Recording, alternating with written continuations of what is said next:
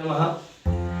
మరి శుద్ధ కందార్థము 39 తండోపతండములుగా దండి వృషములన్నీ తనలో నిండిపోయిన నుద్దండత నిండిపోయిన నిండు సముద్రం మెరుగా గుండునప్పటికీ పరిపూర్ణమైనప్పటికీ ఎండా మావులు నిండే బ్రహ్మాండము ఉండిపోయిన పరిపూర్ణమునప్పటికీ భావం తండోపతండములుగా దండి వృషములు అంటే తండోపతండములు సముద్రంలో ఎన్నో సందర్భాలు ఉంటాయి. ఏముంటాయి? చేపలు ఉంటాయి, తాబేలు ఉంటాయి, రొయ్యలు ఉంటాయి, పీతలు ఉంటాయి, పాములు ఉంటాయి, క్రిమికలు ఉంటాయి.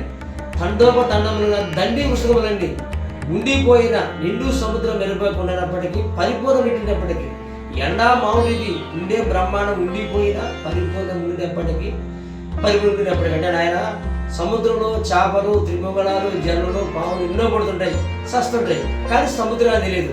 అట్లనే ఎండమావుడి ఈ బ్రహ్మాండం ఇది, ఎండమావుడి బ్రహ్మాండ ప్రపంచం ఎండమావుడు ఉంటుంది ఉండిపోయిన పరిపూర్ణం ఉండేప్పటికీ అని పెద్దలు చెప్పారు.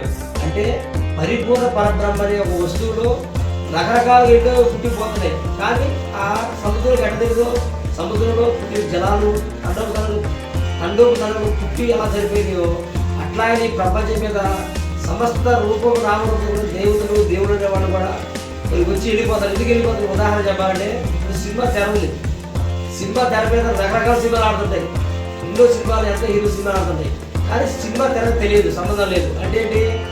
ఆ పరిపూర్ణ పరబ్రహ్మ అంటే సినిమా తెర ప్రపంచం వ్యాపించినాడు. ఈ రకరకాల సినిమాలు కూడా నామరూపంలో దేవుడు నచ్చకపోతే వచ్చిపోయా, కానీ ఆ పరిపూర్ణ తెలియదాయా? ఆ సినిమా కూడా తెలియదు, తెర పట్టు తెలియనట్టుగా ఆ సినిమా తెరకు ఎట్ట తెలియదు ఈ సినిమా చేసే సంగతి.